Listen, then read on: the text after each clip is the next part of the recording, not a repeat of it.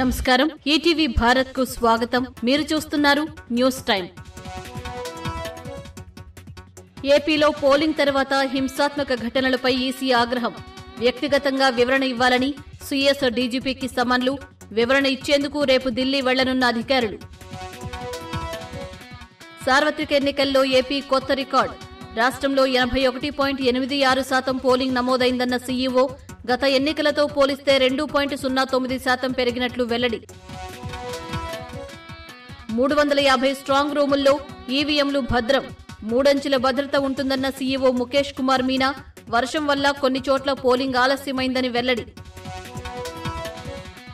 YCP అరాచకాలపై గవర్నర్కు ఫిర్యాదు చేసిన తెలుగుదేశం.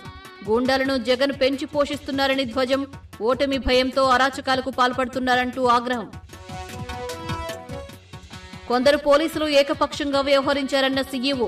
నిర్లక్ష్యంగా ఉన్న ఖాకీలపై చర్యలుంటాయని స్పష్టీకరణ.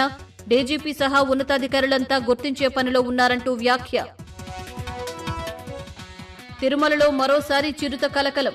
తెల్లవారుజామున భక్తుల కారుకు అడ్డుగా వచ్చిన చిరుత. సీసీ కెమెరాలో రికార్డైన దృశ్యాలు. పల్నాడు జిల్లాలో టిప్పర్ను ఢీకొట్టిన ప్రైవేటు బస్. మంటలు చెలరేగి 6 సజీవ దహనం. రోడ్డు ప్రమాదంపై దిగ్భ్రాంతి వ్యక్తం చేసిన చంద్రబాబు. బీజాపూర్ జిల్లాలో పోలీసు వాహనాన్ని పేల్చిన మావోయిస్టులు. సోమన్పల్లి నాలా వద్ద ఐఈడీ పేలుడు. దెబ్బతిన్న వాహనం. ఎస్ఐ కానిస్టేబుల్ సురక్షితం. తెలంగాణలో 2 వారాల పాటు సినిమా ప్రదర్శనలు నిలిపివేత.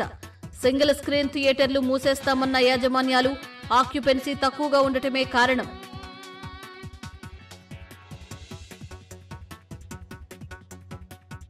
ఇవి ఇప్పటివరకున్న ప్రధానాంశాలు.